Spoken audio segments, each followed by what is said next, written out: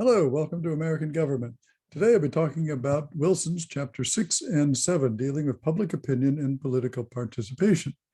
The 3 points to keep in mind in these 2 chapters, I think. One, public opinion is one aspect of American politics, but as we'll see, it's not necessarily the main shaper of political decisions that are made in this country. Second, our political views tend to be closely related to our demographic profile, age, race, income, those kind of things. Third one, voting is an important, perhaps an essential part of political participation, but it's not the only way to engage in political action, as we'll see.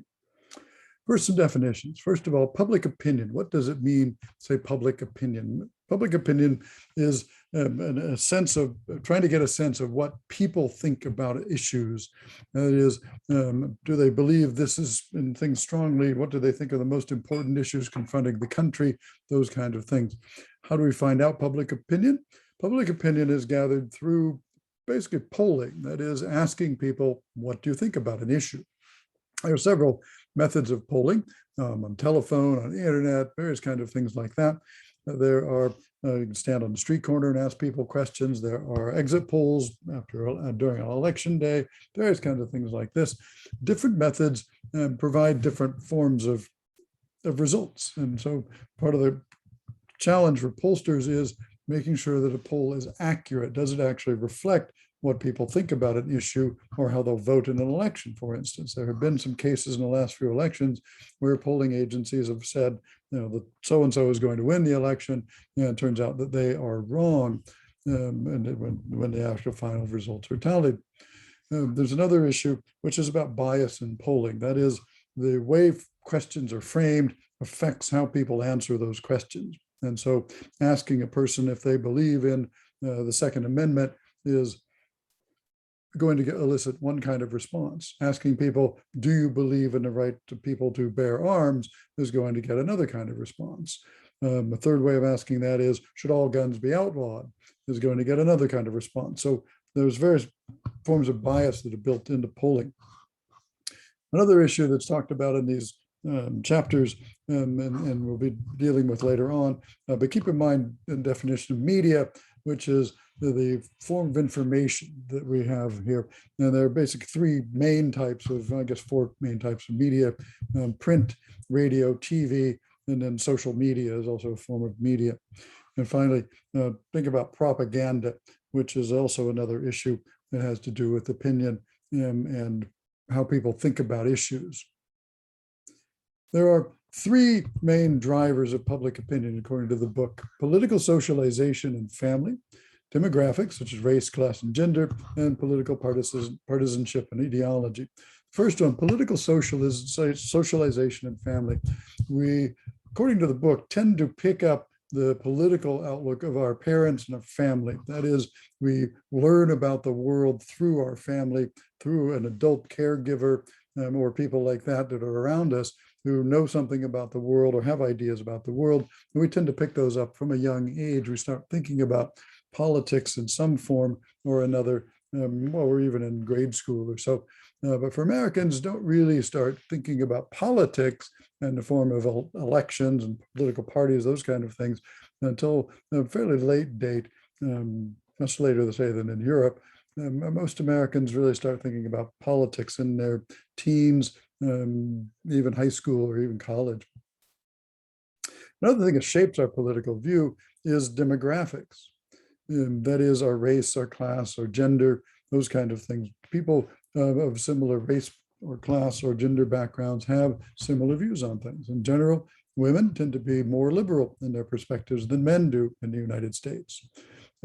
African Americans and Latinos tend to be more liberal than whites in the United States.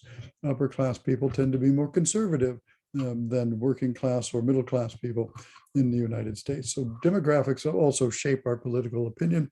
Third thing is this notion of political partisanship and ideology. That is, you may get your political views because you belong to a particular political party: Democratic, Republican, Green, Libertarian, whatever it might be.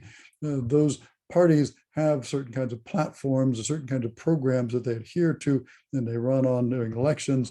And so their members tend to get their politics partly from those political parties.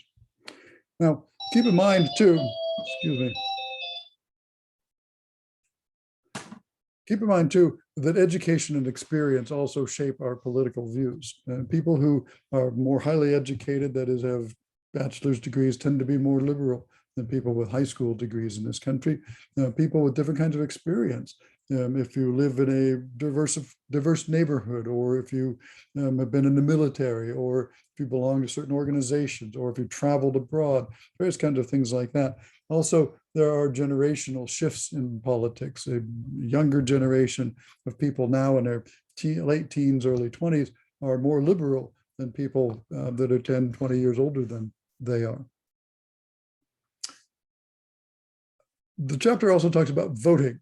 And so one of the things to consider here is who can vote in the United States. That is, there are two kinds of things to think about. There's a voting age population, which is anybody over 18 years old in the United States. There's voting eligible population. Not everybody who's 18 or older is eligible to vote.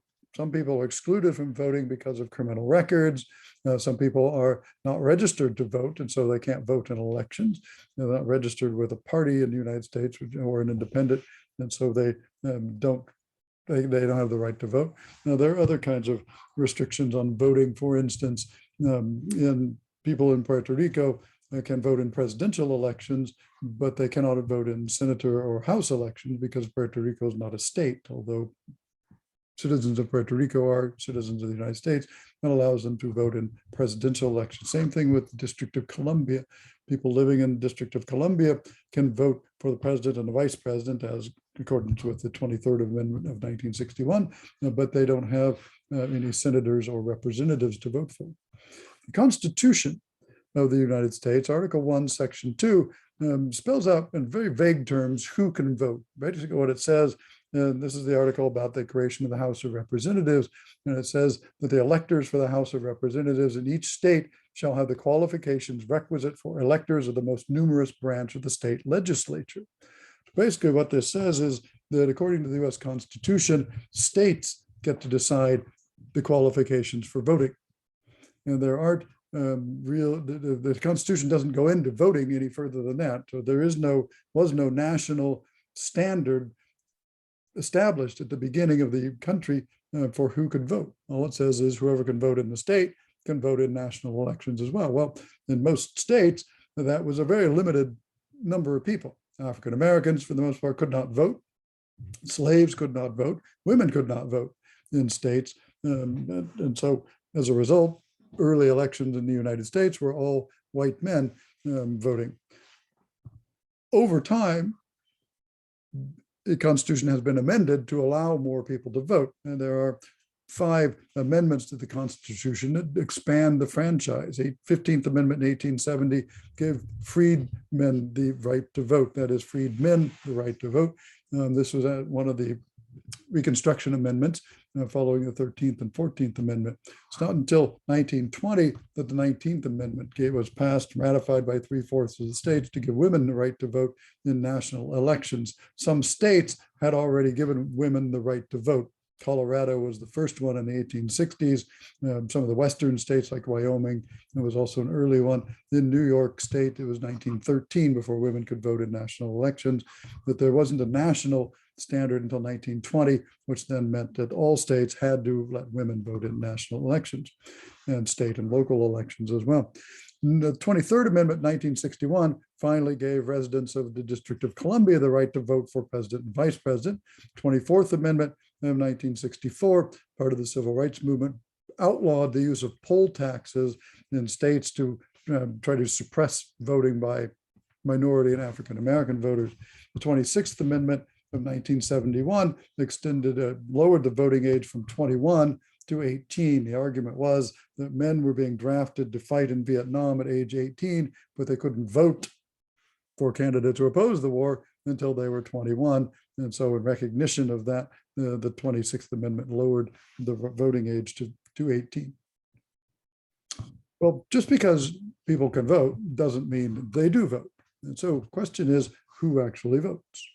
The book has a chart in there. Now, what it shows is that in the United States, about 56% of voting age people actually turn out in elections, in the last election, I think this is, versus about 87% of registered voters. So getting registered is a major step towards actually exercising the right to vote. To register to vote, one goes mostly to the Department of Motor Vehicles. When you get your driver's license, you can also register to vote there. You can also do it online or various kind of other ways to register to vote. But once you're registered, then people are more likely to vote. There's been a general decline in voter turnout over time in American history. The chart in the book shows that in 1860, about 80% of eligible voters voted in that election. 1860, that was a big election. Stakes were very high, and that attracted a lot of attention. 2020, the voter turnout was about 61%. And that's high, higher than it has been in recent elections. And in general, presidential elections get a higher turnout. About 50 to 60% of eligible voters vote in presidential elections, about 40 to 50% vote in off-year elections. That is, elections that happen, say, like in 2022, when the president is not on the ticket. Excuse me. Consider, though, that voting is not the only form of political participation in the United States. As the book talks about, there are numerous forms of numerous things that one can do to participate in politics without actually voting, such as being a campaign worker, knocking on doors. My little brother served and worked for the Biden campaign in 2020 out in Pittsburgh. He went door to door knocking on people's doors. He had a whole list of people who were actually registered Democrats. And so what his job was to try to encourage them to go vote in the election. Biden did win Pennsylvania, so I'm sure my brother takes part of that credit. Donating money to political campaigns. By law, you can donate up to $2,700 to a political campaign or a particular candidate. You can also donate money to super PACs, which are organizations that are engaged in politics but don't represent a particular candidate. Those donations are unlimited. You could donate millions of dollars if you wanted to a super PAC supporting whatever cause you wanted supported. Writing letters to your representatives is a major way to participate in politics. People who are elected as representatives in Washington, D.C. Don't really hear a lot from their constituents as such. They hear a lot from lobbyists, they hear a lot from interest groups, they hear a lot from organized people who can do online petitions or things like that. What they don't really hear is actually individuals writing them a letter or an email or going to visit them to talk to them about their views on things. Participating in demonstrations, protest marches, engaging in boycotts is another form of politics. Refusing to shop at certain places or buy certain products because of the way they're made or because of your political convictions about those things. The book estimates that about 11% of the population, the US population, is active in politics somehow like this, have engaged, have joined a protest march, have joined a demonstration, have done something like this, worked as a campaign writer or something like that. About 22% of the US population have no activity, no political activity at all. They aren't registered, they don't vote, they don't donate, they don't go to demonstrations. They're completely, in a sense, apolitical. All right. So those are some major points from chapter 6 and 7. Now, let me know if you have any questions. I'm happy to talk with you anytime. Otherwise, I wish you all the best with your reading and your work, and I hope to take care and see you soon.